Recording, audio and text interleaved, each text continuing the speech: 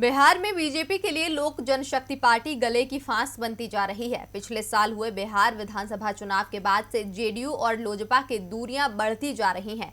JDU तो BJP पर लोजपा को एनडीए से बाहर करने का दबाव भी बना रही है, लेकिन बीजेपी के लिए ना तो लोजपा को छोड़ते बन रहा है, ना उसके लिए जेडीयू से बात करते बन रहा है। तो क्या बिहार में टूट जाएगा एनडीए? देखिए इस रिपोर्ट में। कबीर ने कहा था कि चलती चक्की देख के दिया कबीरा रोए, दो पाटन के बीच में सबूत बचा ना कोई।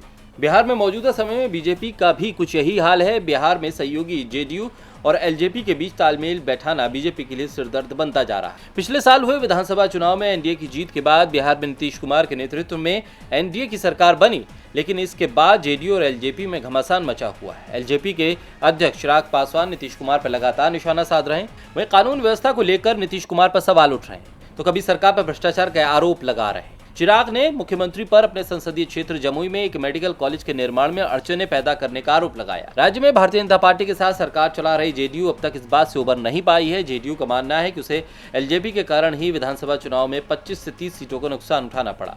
नीतीश कुमार ने साफ कहा कि बिहार में एलजेपी एनडीए का हिस्सा नहीं है, लेकिन बीजेपी की ओर से अभी तक ये नहीं कहा गया कि चिराग पासवान की पार्टी गठबंधन का हिस्सा नहीं है। चुनाव के दौरान ये चर्चा आम थी कि चिराग ने बिहार में नीतीश को कमजोर करने के लिए बीजेपी के साथ पर्दे के पीछे एक समझौता किया था, जिसे लेकर बीजेपी को बाद में सफाई देनी पड़ी थी। खैर, बिहार में ऐसा लग रहा है कि बीजेपी ने तटस्थ रहने का रास्ता चुना है।